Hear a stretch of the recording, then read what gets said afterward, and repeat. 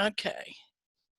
Here we go. All right. So welcome to our AACG Friday meetup. My name is Marilee Orsini, and I'm president of AACG this year.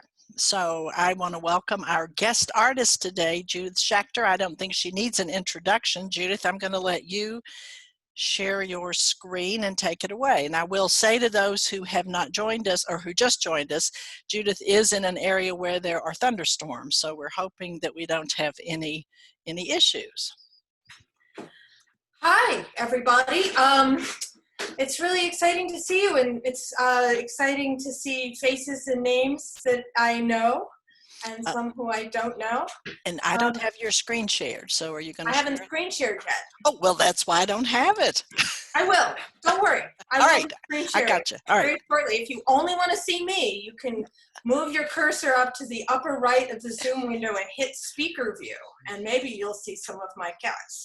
But I will share my screen shortly. I have been forced to teach online, so I'm used to Zoom.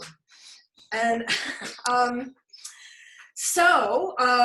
just want to say a few things before I get into screen sharing mode. I'll tell you, from a speaker's point of view, once I enter screen sharing, I can see a little strip of you guys, but it's kind of like talking to myself in my office, and it's weird and awkward. So just for a couple minutes, I want to be able to see you.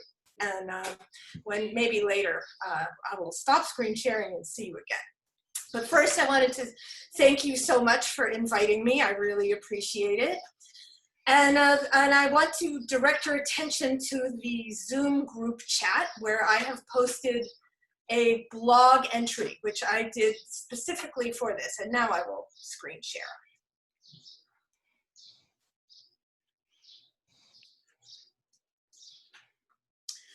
Okay, so you should be seeing my screen now, and what you're seeing is a picture of my blog.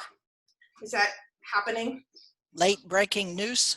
Yes, and the reason I posted this today, mainly because I knew I was going to reference some links, and I wanted to have them all in one place so I wouldn't have to post them all in the chat. Anyway, this is every single link I think is important. You don't have to pay attention to all of it.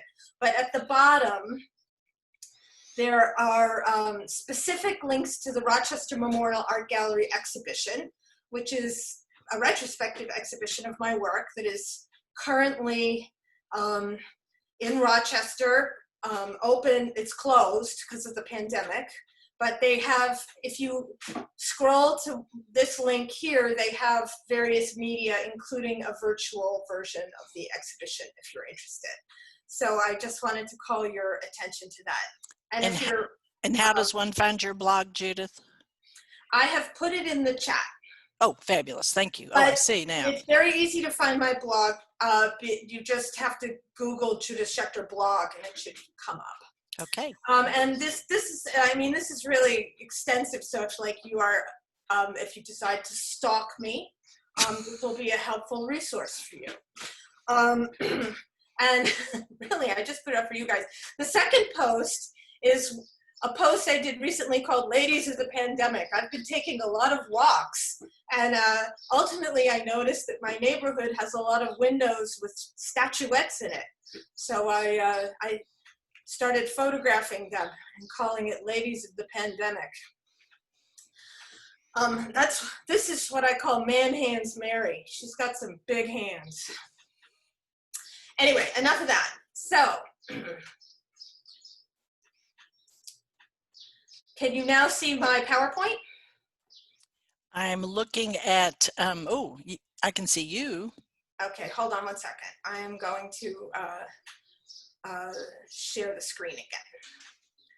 Now can you see my PowerPoint? Yes, ma'am. Okay, so what I have for you today is pretty much a regular artist's PowerPoint. And I'm not going to go into the full mode of PowerPoint where you view the power thing, because then I won't see any of you, and it will literally be such a surreal experience talking to myself in my office that I will panic and freak out. So I'm going to keep it like this.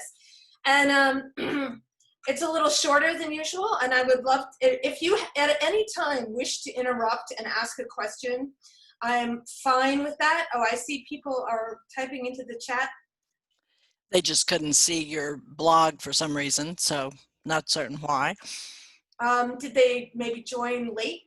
Sometimes I think that affects things. I don't know, but we can, we'll post it. Okay. So yeah, if people join after I post the link, I can actually post it again, and then they should get it.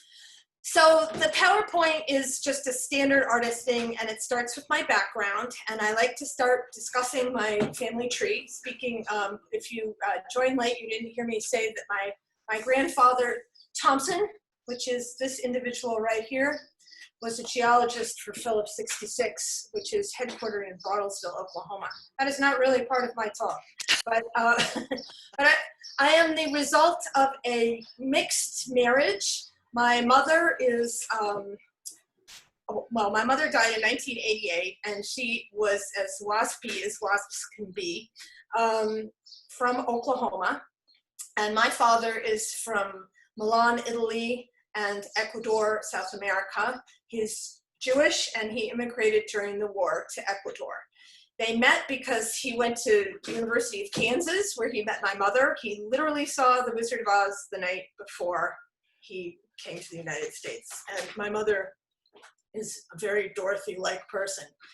Now, I mention this not because I really love indulging my hobby of genealogy, but because I think as an artist, I've always been comfortable sort of straddling lines. As a child, I grew up in a actually very intensely Catholic neighborhood outside of Boston. And I will tell you that the fact that I was half Christian, half Jewish seemed to blow everyone's circuits. And I heard a lot about it. And as a result, I could never be one or the other. I've had experiences where I wasn't Jewish enough and experiences where I wasn't Christian enough. And it never bothered me, but it seemed to affect how people saw me. And as a result, when people ask if I'm a craftsperson or an artist, the answer is yes, I am both. And I think also there are other sort of half and half things about me. A second thing about my upbringing is that my parents, my mother was quite conservative as a child, but she, when she went to the University of Kansas, she discovered her lesbian tendencies and alcohol, and she had a grand old time, I think. And eventually she gave up the idea of marrying an Episcopal priest and met my dad, who was basically the first Jewish man she'd ever met in her life. And they were radical atheists. And I was raised in Massachusetts, oddly enough. I don't feel like I'm from Massachusetts, to be honest with you. I've been in Philadelphia for 35 years. So as a result, I had never seen the interior of a church until I was basically an adult. I think I went to a neighbor's funeral when I was about 15 in a church. I do not have any recollection of seeing stained glass windows as a child. And so I didn't have any preconceptions about the medium. Of course, I mean, I went to RISD. I didn't get to RISD in 1979 and think like, what's a stained glass window? But I didn't have a lot of preconceptions about them. In fact, my first stained glass window was this bake in the oven sun catcher. And other interesting facts about my childhood that I think affect me as an artist. My brother is a very high functioning adult, but he is on the autism spectrum. And he could not speak until he was about 10 years old, and he had to be taught how to speak the way deaf children are taught to speak. He went to Randolph School for the Deaf outside of Boston, where a Catholic school, and like one of the first things he said was, "Mommy and Daddy, what's this God thing?" And my parents were like, "Well, you can decide yourself." Anyway, he wanted to build a barn, and he couldn't really express his need to build a barn, so he just trash picked boards and he built this structure. And my dad built the A-frame so that children didn't die. But my brother attached all that stuff to it in his own way.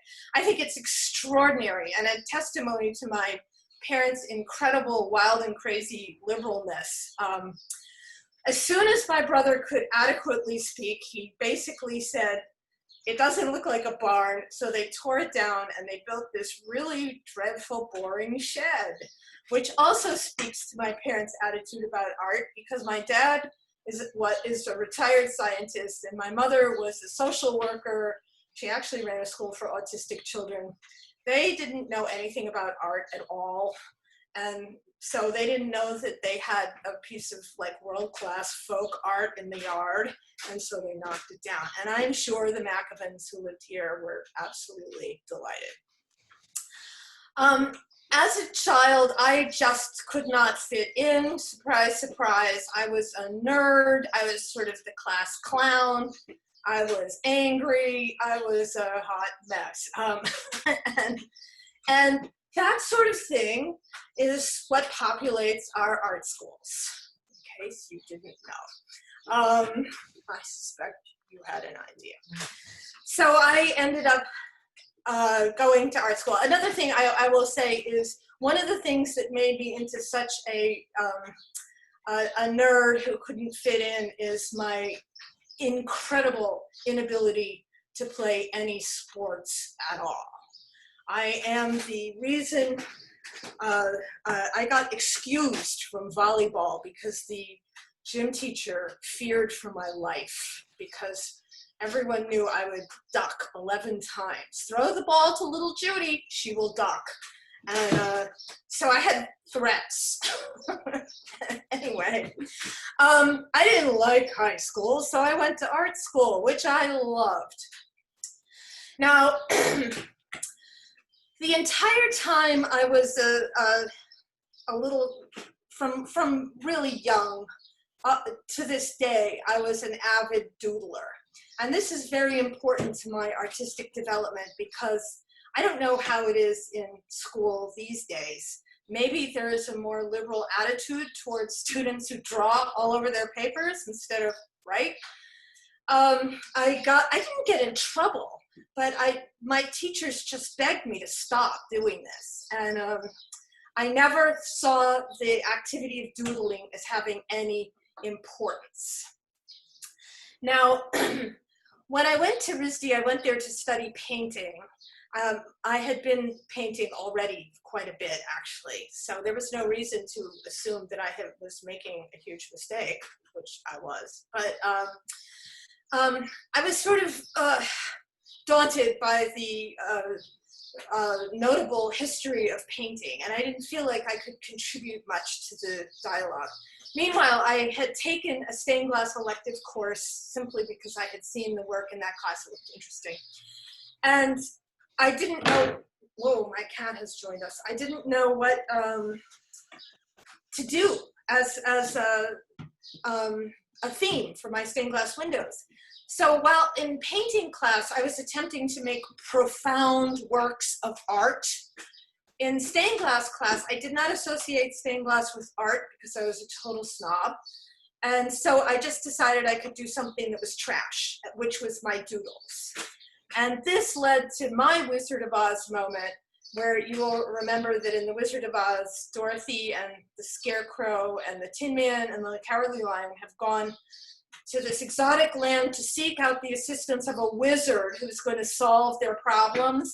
And the take-home moral of the Wizard of Oz is that they all had these qualities deep inside them had they only just looked. So what happened was, when I started doing my doodles in stained glass, I found that my artistic voice that I had been seeking desperately outside myself was actually there all along. And that was the moment I became uncritiquable. It didn't matter what anyone said to me about my work. Any criticism whatsoever, I just didn't hear it because I was so excited and enthusiastic and in love that I just kept going. So the rest of this talk is formatted as frequently asked questions. Where do you get your ideas, which is a question having to do with inspiration? How do you make your work? Technique. What's your creative process? Perhaps a brief digression into beauty. Why is your work so depressing, and why glass? All right, so where do I get my ideas? I do not have ideas and then make them, which is, I think, sometimes what people think art is. I draw them out of my own head. Are you guys hearing all these birds in my yard? Because there's like... Yes, but they sound wonderful. Oh my God, you know what that is? That's a male bird keeping other birdies away from his babies. So he's just gonna never stop. All right, so the word to draw means to pull. And that's what I think of drawing as now, as a way of pulling ideas out of my head. So I don't have visions. I'm not sure what an idea is, to be honest with you, but I do still doodle a lot. Now here's an example on the left of a crafts faculty meeting agenda from October 30th, 2008, which I have, I assure you, I listened very carefully to the meeting. But I did draw all those pictures. And what I do is I import them into Photoshop, and I clean them up, and then I use them almost like paper dolls as a way of making collages. So an example of these images entering into a piece is this piece, Specimens. This here is a detail of this section right here. And so the idea came directly from a doodle. This is a seminar on implicit bias, where I did these flowers, which ended up being this large piece, which is in a private collection like in Nevada, I think. It's really big for my work. It's about 4.5 feet high by 3.5 feet wide. And here's some loving details.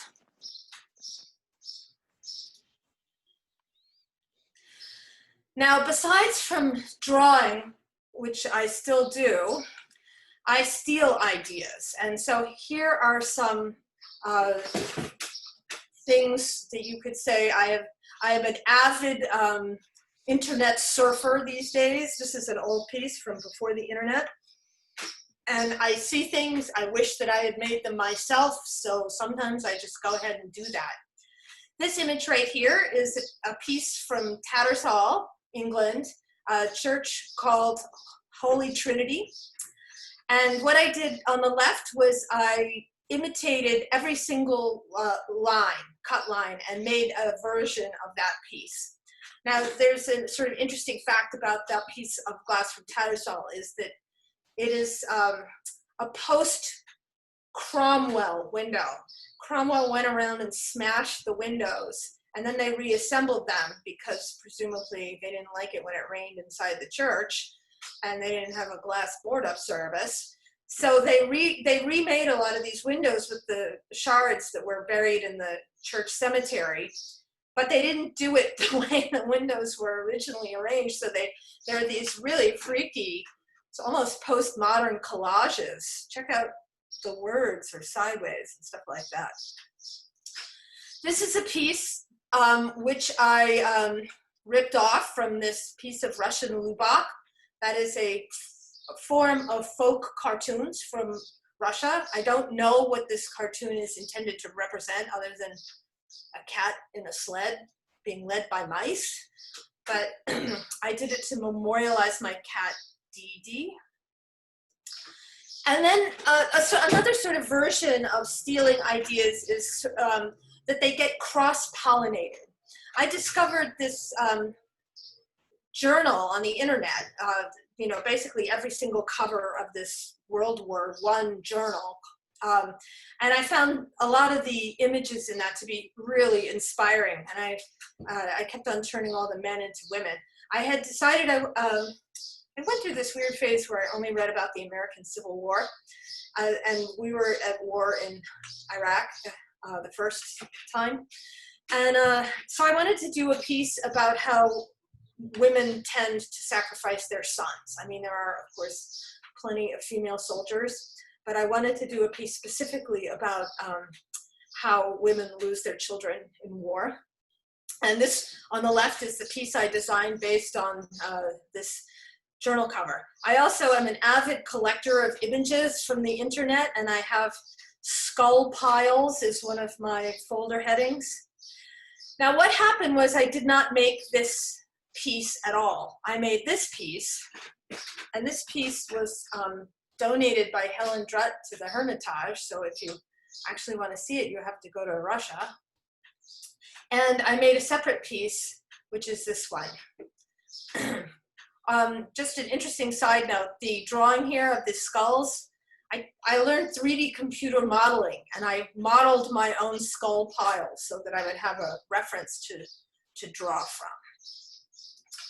A much more recent piece, and this is one that is in the Rochester show called Immigration Policy. This came as a collision of these two images, which I found both of them inspiring, and they sort of got smushed together in my head and became this. And this piece also, which is a very recent piece, and here's a close-up. I avidly collect these images, and another folder heading I have is beached whales. And I wanted to combine the beached whale with this painting by Martin Johnson Heed, and then you get this. Now, what happens when you combine this botanical print with St. Patrick, banishing the snakes from Ireland, and you also combine that with Stella Maris? You get this piece called Isola, which depicts a woman on a desert island which is filled with snakes. Now, I will say when I first saw this image, I saw this part of this image, I knew immediately that I wanted to make that in stained glass. It's kind of modest, but it inspired me instantly. And this is my version of it.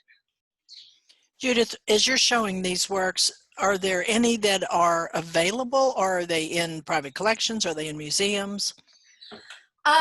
Some of my work is available and most of it is not, but there is some. And I think this piece is available actually. This is a pretty recent piece from maybe 2-3 years ago.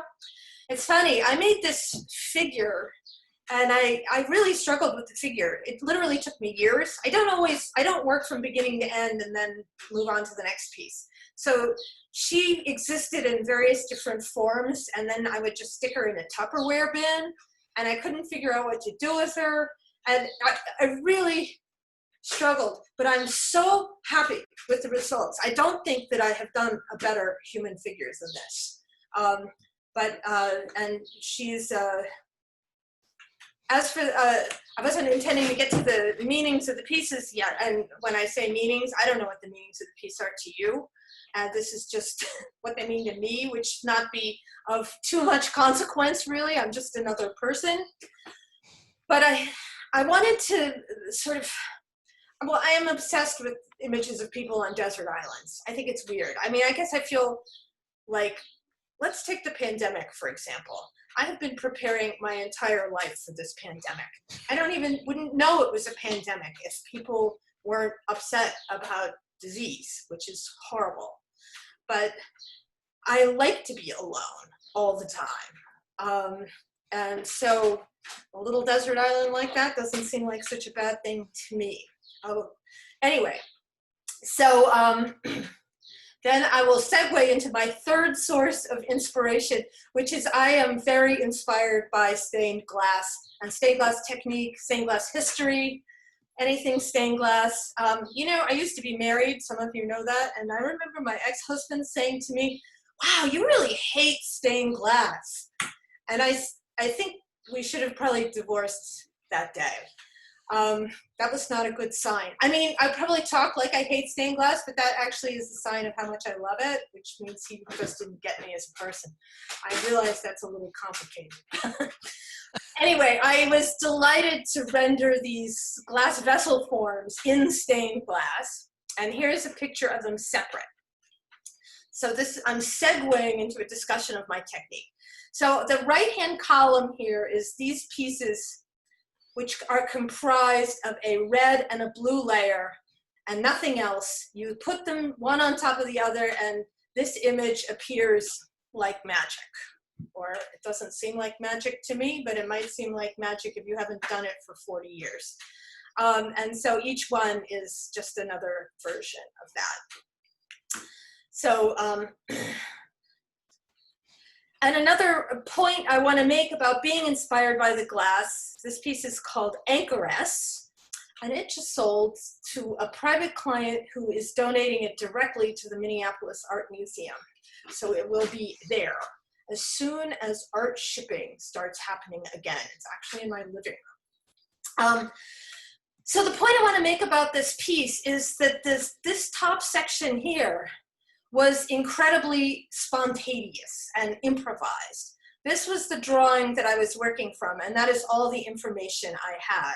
And what I wanted to do is create a situation where I could play with the glass and discover new color combinations and patterns that were surprising to me. And this is what the 3 layers look like when they are separated. And this is the figure, which is kind of gruesome and scary. This piece, I'm not surprised, ended up in a public collection because probably not a lot of private collectors want to have that on their living room wall. I am sympathetic to that notion, although it is the kind of thing I want in my living room. And there are people who do want these things on their living room walls.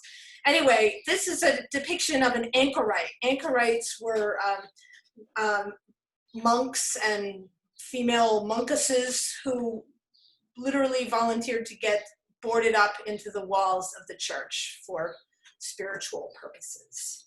And I was imagining this to be her hallucination, her fantastic hallucination as she goes to heaven. All right, so how do you make your stuff? Well, I use flash glass to create color separations, and I'm going to show you this section here. So that is the section removed from the stained glass window. Flash glass is a very brightly colored piece of glass that you can, it has layers, so you can manipulate the layers. So for example, this section here, if you saw it at the beginning, it would just look like a piece of regular red stained glass with no pattern or nothing, just a red sheet of glass. This one, blue sheet of glass. This one, pink sheet of glass. However, the secret to flash glass is that it has the color itself is, it's made in the process of blowing the bubble. It has a very thin veneer. The color is very thin, like a sheet of typing paper, thin. And you can get rid of it. So what I've done here is I have gotten rid of the red wherever you see white. And I've gotten rid of the blue wherever you see white, and gotten rid of the pink wherever you see white or yellow. The black is glass paint that I have painted on and fired on a kiln. This is more black glass paint. And this is potentially silver stain. This actually is cold paint, but silver stain fires on, cold paint doesn't. So I can work with a drawing, or I can work spontaneously. I don't have to have this information planned ahead of time to make interesting stuff happen with the glass. In this case, I had an idea that I wanted it to look like a woman going out a door, so I had that information, but again, it was a black and white drawing. And when you stack them up, I was every bit as surprised as anyone else would be because I hadn't planned it ahead of time. This piece, Feral Child, I'm going to talk a lot about this area, but I will also show you this area here. So this is the child's head. And this is what the glass looks like separated. So this is a blue piece of flash glass, and this is a pink piece of flash glass. And this is a very heavily manipulated red piece of glass. And I have done a lot to it. Most of what I do is incorporates a combination of sandblasting, engraving with power tools, engraving with hand tools such as diamond files, and then painting, and then I engrave the paint, and then I engrave some more, and then I paint some more and fire it again. And I just go back and forth until I feel satisfied, whatever that is. And I usually work one section extensively before moving on to the others. Some people think that I have some sort of clever mind and I have that I'm in control of this process and I know what I'm doing. I have never felt like I know what I'm doing, ever. It's just scary, but one must soldier on. All right, so the section of birds looked like this, and this is sort of this is the first stage. So this is the sandblasting. I don't actually do a lot of sandblasting because sandblasting is disgusting and smelly, and you have to wear a hazmat suit, and it's in my basement, and I'd rather not sandblast, thank you. So this detail that I'm getting is done upstairs on my light table with hand engraving tools. And that's a lot more fun. I really enjoy doing that. And this is the sections of glass all together. There's 3 layers here too, blue, red, and pink again. The red has silver stain and black paint on it. And when you put them together, you get these images here. Judith, excuse me, we had a question. How long does it take to make a piece? Well, it really depends on a couple factors. One is how big is the piece, and 2, how many times do I change my mind? Because I don't just get good results every time with these techniques. I have boxes, and I'll be talking about that in a minute, of rejects. So I'm willing to try this stuff, but there's no guarantee that it's going to look nice. The reason it looks nice is because I have the sense not to show you the bad stuff. But that does exist. Oh, I see people are asking questions. If I put this in front of if I put the chat, do I register the images on the different pieces? Hi, Bill. Yes, I did that very painstakingly, and I got very, very good at it. And then the day I got good at it, I decided I was never going to bother with that again. It's actually exciting to see them not register to me at this point. But yes, they can be registered. It's a little tricky because there's about a ½ inch, well, it depends, but about a ½ inch of parallax. You have to sort of hover over things to see them right. I don't yes. know what registering a piece means, so that must be something specific to stained glass. This is a good example here. So I have the blue layer and the red layer. Mm-hmm. And when you put the blue layer on top of the red layer, do they match exactly? Ah. That's called registering.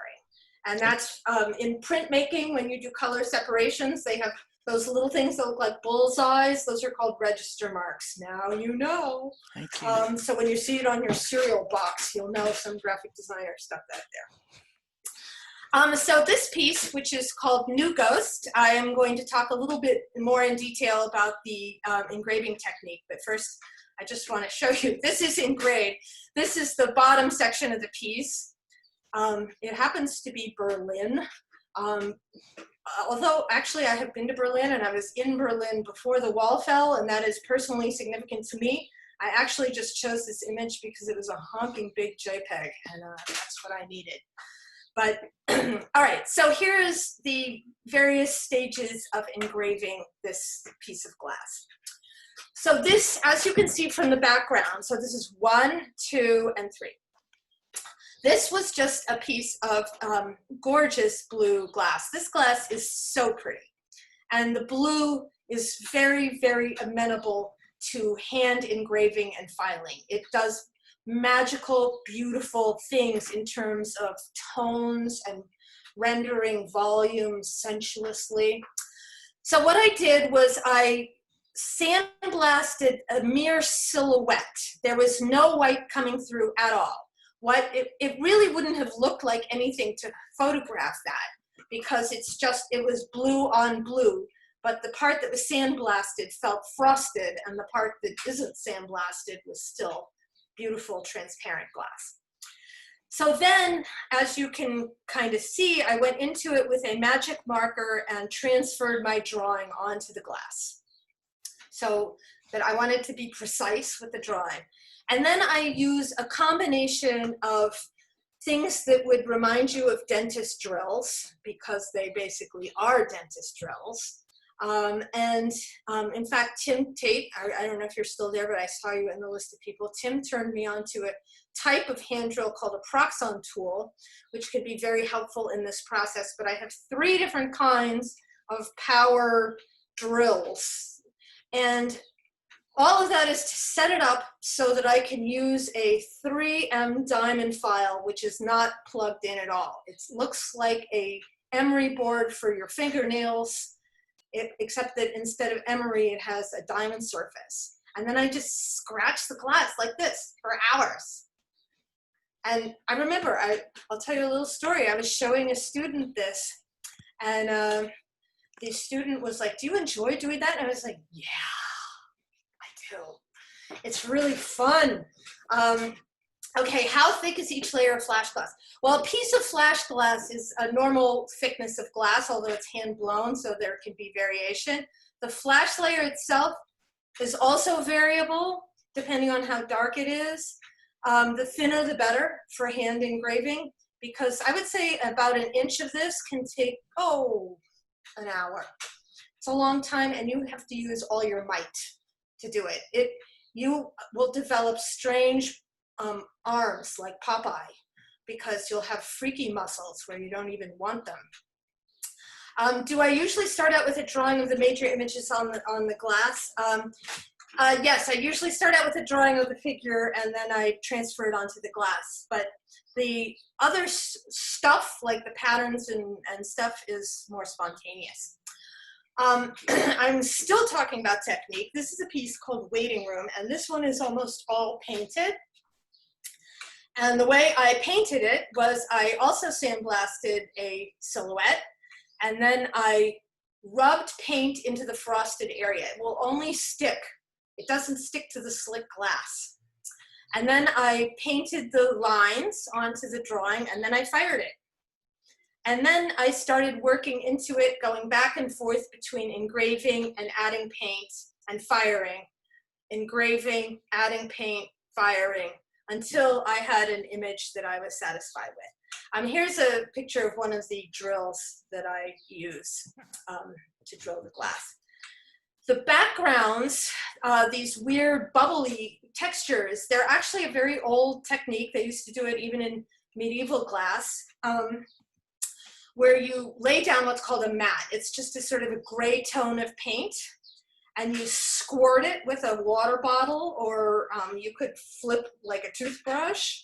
You just get an aerosol on it, and you dry it with a hair dryer so that the aerosol, where the bubbles hit, dry.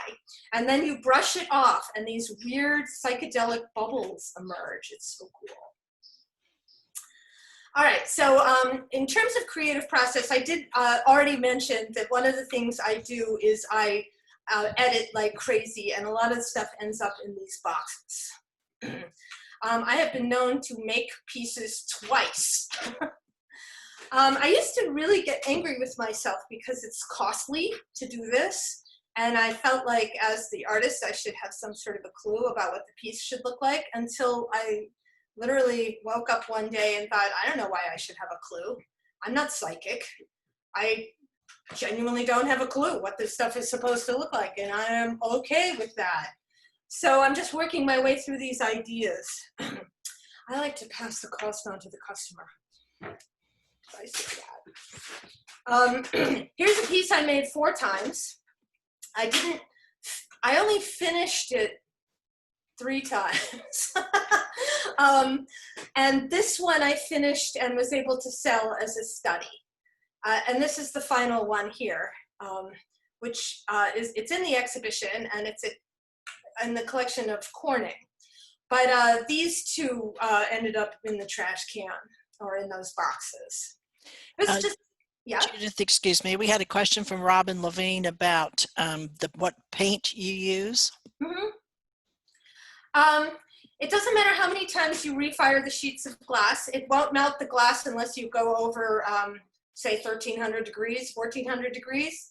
Yeah, 1450, you're starting to get into melty territory. I use Ruche enamels. Stencil Black 1059 is my favorite. And you can fire umpteen million times and the glass will be fine. However, you don't want to fire too terribly high or it will melt into a puddle. Apropos of design, this is a very, very recent piece called Raindrop. And the paints are not low fire paints. They are, I fire at 1213. That's just my kiln. I believe the fire temperature that they recommend is 1250, but that it's unnecessary. I have a full firing on at 1213. Every kiln is different. So I really spent a lot of time in Photoshop trying to come up with solutions for the background of this piece here. This piece was intended to suggest that we might want to treat our water supply with great care. Before the pandemic, one of my favorite political causes is the environment, so I started making a lot of pieces that reference the environment. This was about water. The raindrop here, this is the 3 layers. Now in this case, this is a piece of regular window glass, and that is pink Ruche enamel. Oh, it's not Ruche, it's a Fuse Master, fired on. And that fires high too, and it's tough. You can fire it on nice and high and it stays pink. But people were telling me, oh, you know, you're using pink glass, which is made with gold, and it costs $50 a square foot wholesale. It's incredibly expensive. I should be using enamels. Well, I got news for you. Those enamels, they're little powders that come in a Ziploc bag. They are as expensive as drugs, and they look like drugs, and they are drugs, and there is no savings. That is the most expensive paint. I mean, a teaspoonful is like $100, so it's expensive. Here's a close-up of the raindrop. All right, so are we doing okay for time, Marilee? I'm not paying any attention. I'm enthralled. Let's see. Then I'll keep going. Here's my brief digression into beauty. Now, sometimes people are confused when I talk about beauty because they are they see some of my works as being unpleasant subjects, and but I think that the way I would describe my work is that sometimes the subjects are unpleasant to some people, not to me. But I am trying to deliver those unpleasant subjects wrapped in a beautiful, beautiful tortilla of gorgeousness.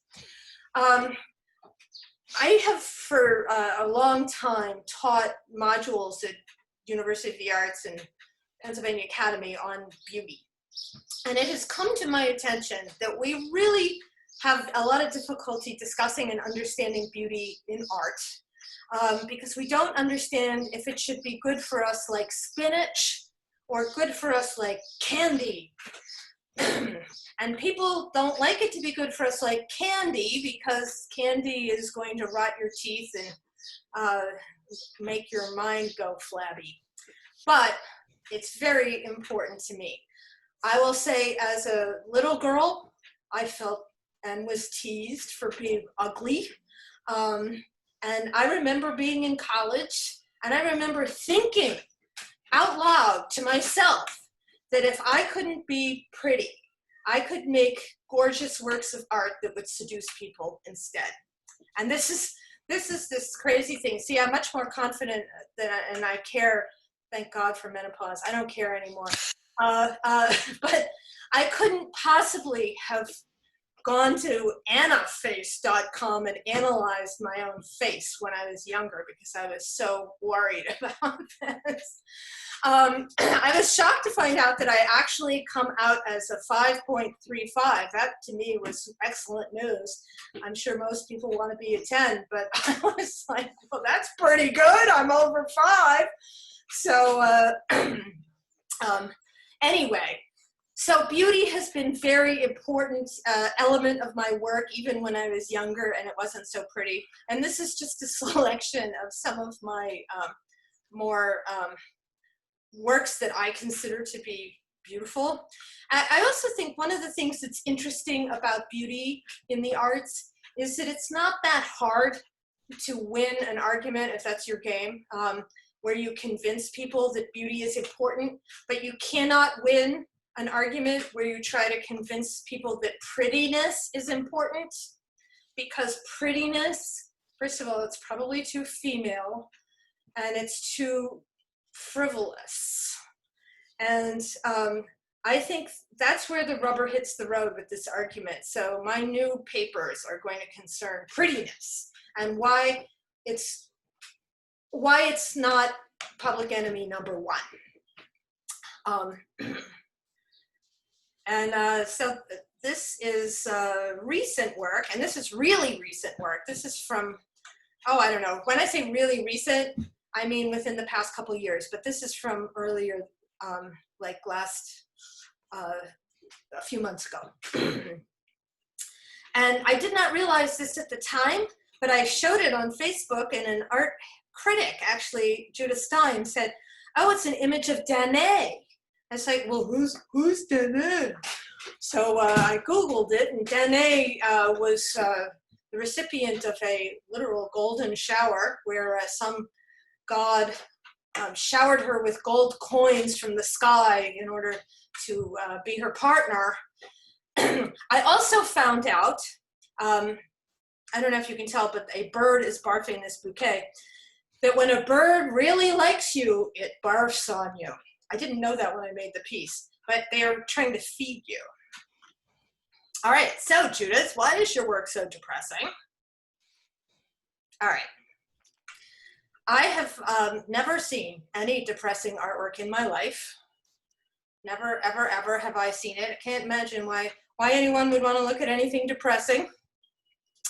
I do agree that I have made some sad faces, but I will say I have also made some agonized faces, and I have made some bored faces, and some vaguely neutral faces. This one seems to be a frightened face, not a neutral face. I don't know what she's doing there. Oops, bad editing. And I have made some ecstatic faces. I think, you know, when I teach that module on beauty, I often ask my students to think of a song they think is beautiful. It doesn't have to be the most beautiful song you ever heard, just a beautiful song. So why don't you guys take a second and think of a beautiful song. And it shouldn't take you too long, so that was enough. And my question to you is the song you chose sad? Because a lot of people will have chosen a sad song. Not everyone. I wish it were everyone, because then I would really be able to press this point and be annoying about it. But a lot of people will have picked a song that's sad. And I think there is a very direct connection between sadness and beauty that is probably best expressed in the cliche that, like, we don't really find fake flowers as beautiful as real flowers, and what's the difference? The real flower dies. Therefore, you have to take care of it. You have to love it.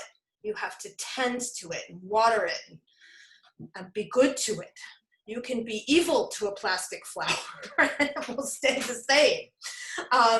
So there's a connection between love and beauty and sadness.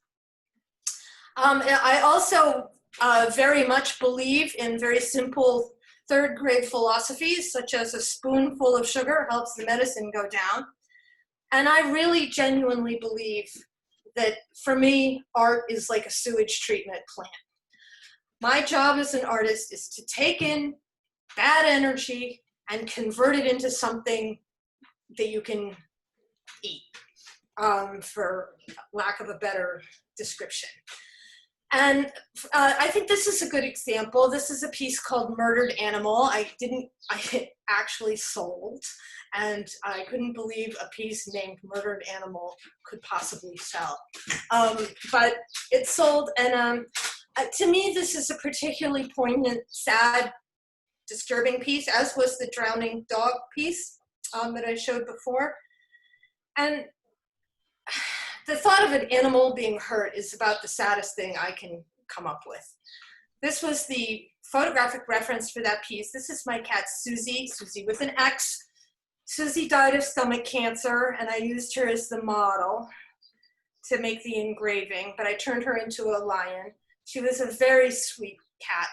She had no ego whatsoever, and I wanted to make a memorial to her based on the lion hunt of Ashurbanipal, which is at the British Museum, which is one of my favorite pieces of art. And one of the things, I've visited that piece several times, and I never read the wall text until recently. The wall text actually says, "You may imagine that the artist is trying to drum up sympathy for the animals." And it's like, yes, I think that's exactly what the artist was trying to do. And they're like, no. This is all about the glory of King Ashurbanipal, who, by the way, looks like R2-D2 in his little murder cart. And I have no feelings for him whatsoever. And I just thought, all right, curator who wrote that wall label, you do not know what the artist was thinking. And I can see with my eyeballs, there is sympathy for these animals. And I think to create awareness of animal suffering or anyone's suffering is important, lest we forget. But art, of course, isn't real. So you don't have to do the intense work that you have to do when an actual loved one dies, because it didn't actually happen. It's just an artwork. So it's a safe place to have a conversation about things that are difficult.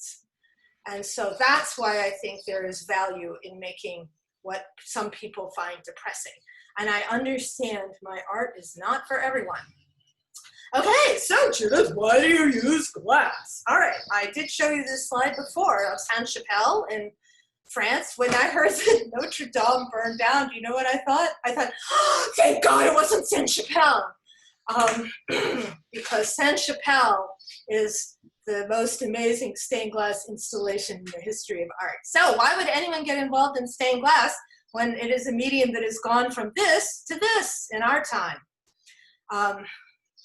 First and foremost, I would cite phototropism, which is the tendency for plants and animals to go towards the light. I am actually, if any of you watched Jeff Zimmer's A Spectacular Darkness, wasn't that awesome? Mm-hmm. It was so good. I loved it. I love darkness. I love light. I love them both. I thought it was an absolutely fantastic discussion. And it speaks actually to stained glass, which modulates light. It doesn't let all the sunshine in. Obviously, you could just use plate glass for that. But what stained glass does is it creates a situation which the Abbot Sujet called enlightenment embodied, and Jeff Zimmer pointed out that maybe we should stop being so excited about enlightenment all the time and honor our dark sides. I thoroughly endorse that, but I also like the enlightened side. And apropos of this, I'm going to show you some of my work from Eastern State Penitentiary. If you don't know, Eastern State Penitentiary is not a jail or a penitentiary. It is a historic site for tourists, the Alcatraz of the East, and they have a very lively artist installation program. And it is the work is no longer there, but it was my dream the minute I saw it in like the late 1980s when they opened it up to the public. I knew I had to put stained glass in there. And I made 17 windows. I promised them in my proposal that stuff like this would happen. I've never done an architectural installation before. I had no idea how to make this happen, but it did happen, thank God.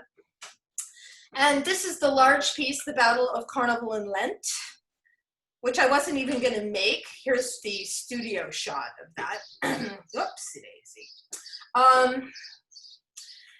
Which was based on the idea of a riot. Seems sort of timely right now.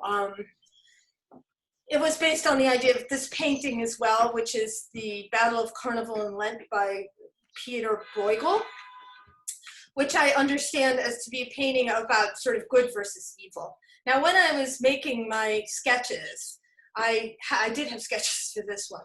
I initially did 7 fights, and it was the 7 cardinal virtues, having it out with the 7 deadly sins. But as I worked on the piece, I discovered that I do not believe in good versus evil. It's not so clear cut anyway. I feel like we've seen a lot of examples of evil lately, so maybe I've decided to believe in evil more than I used to, back when it was easier to be a liberal. So it became a mob scene, but not necessarily good versus evil. I did put the angel versus the devil at the tippy top of the piece.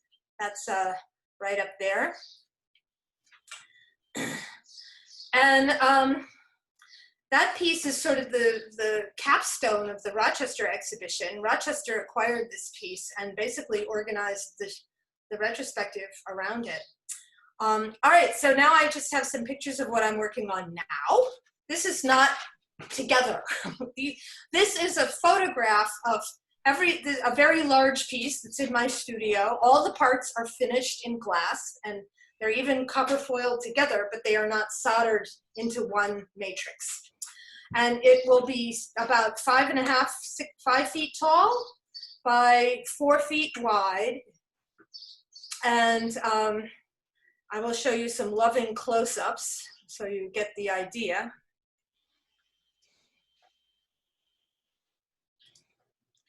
And this is the bottom, except it's not going to look like that. So it's this plus this. And these were some of my Photoshop attempts at how I was going to resolve that bottom. It's going to look kind of like this one, which is not representative at all of the glass. It's not fair to the piece, but so it is intended to be an image. It's called Over Our Dead Bodies, and it was inspired by many cultures have done images of the tree of life, and it's a tree of life, but growing out of the bodies of the dead, which are here, and so that's that. And then I have this thing. On the left, you have some glass parts. On the right, you have a photograph of about a block away from here. I live near the Italian market in Philadelphia, which is keeping me in broccoli during the pandemic. Anyway, during the winter, they like to stay warm by starting fires in areas that look like they're highly flammable. So I thought I might stick Puffy Coat next to one of those South Philly fires. And that is the end of the PowerPoint, and I will stop screen sharing. And if you guys have questions, I can always screen share again. That was fabulous. If you have any questions, and I can't believe this, you ended 2 minutes before 1 hour. You obviously do these Zoom things a lot. If you have questions, please unmute yourself on your left-hand side of your screen and ask Judith a question. Judith, that was absolutely wonderful. I have a question. I ask, if someone wants to purchase your pieces, how does one go about doing that? I am represented by Claire Oliver. I have been for years now in New York. And if you navigate to those links, she's one of the top links. She bought her property in Harlem. So her gallery has moved to Harlem, and I think that was an incredibly prescient maneuver on her part. She owns the actual property, so she can stay in business. And she's doing okay. She actually had COVID, and so they'll reopen when that happens. But she's around. If someone were to call her and buy something, she would be delighted, as would I. So yes, that's the route to that. Where is the beached whale piece? Well, the beached whale is in quarantine in Rochester. And the curator, Jess Martin, that is, she loves that piece. She was, I'll tell you, it was hard to, Jess is a wonderful person, but when the show was organized, she was so open and so wonderful about keeping me in the loop, and I had to learn how to shut my mouth. It was so hard. It's like she had ideas about how to do this, and mine were different. And it took me a while, and I shut up. I see a hand. Phil, you need to unmute yourself. You're on mute. Want me to? There Is you that go. okay? Yeah, perfect. Now we can hear you. Yes. Good. I just enjoyed this presentation tremendously. Maybe you remember a piece that you did that has a woman lost on a raft and the paddles are missing, so she isn't gonna go anywhere. That's a piece we purchased. I know. And I saw your name earlier. Yeah, and we are delighted with all your work, but the main thing is in choosing a piece for the Ringling Museum, which has opened, we built a glass gallery. Was our favorite piece of stained glass to put in. So many, many people have commented on it, and thank you very much for creating that piece. Well, you have my endless gratitude for donating it to a public collection. That means so much to me. I really, really appreciate it. And you're always welcome to visit the Ringling and see I will. And others. Thank you. I was born in Gainesville. Okay, good. Keep up the good work. Thank you. Howard? I have a question, Judith. So when you teach your creative process class to your students, I'm curious, like, what are the main themes that you try and convey to them, and how do they react to them generally?